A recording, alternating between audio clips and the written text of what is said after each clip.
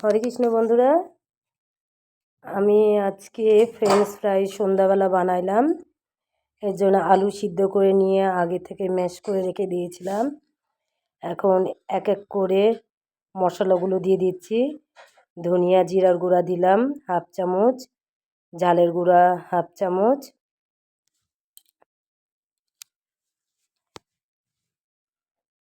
এখন সামান্য লবণ দিব। লবণটা বেশি দেওয়া চলবে না, কারণ বেশি লবণ দিলে ফ্রেঞ্চ ফ্রাইটা ভালো লাগে না। সামান্য একটু আমি গরম মশলা গুঁড়ো দিয়ে দিলাম। এখন এতে দিয়ে দিব আমি কর্নফ্লাওয়ার। আপনারা চাইলে এতে হিংও দিতে পারেন, হিং দিলেও টেস্টটা খুব ভালো আসে। হলুদ দিয়েছিলাম না, হলুদটা দিয়ে নিলাম। আদা গ্রেট করে দিলাম। আদা এতে আপনি পাটায় পিষেও দিতে পারবেন, কিন্তু আমার গ্রেটার মেশিন দিয়ে আমি গ্রেট করে দিলাম। 2 চামচ কর্নফ্লাওয়ার দিয়ে দিলাম। 2 চামচ চালের আটা দিয়ে দিব। এখন 2 চামচ চালের আটা দিলাম।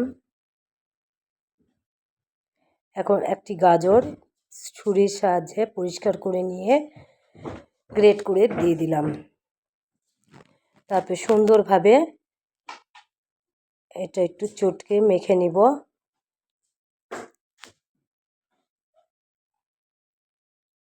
এটা দিয়ে দিলাম গোলমরিচ গুঁড়ো সামান্য এবং খাবার সোডাও সামান্য একটু দিয়েছি। ভালো করে চটকে মেখে নিয়ে মাঝারি আঁচে তেলে ভেজে নেব।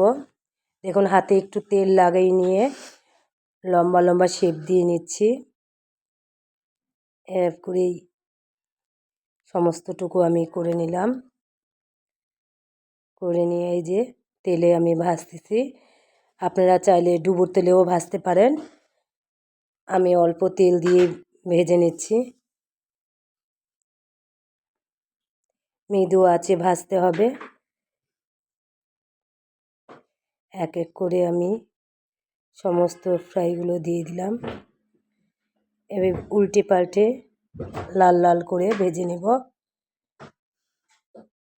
লাল লাল করে না ভাজলে এটা নরম হলে কিন্তু ভালো লাগবে না।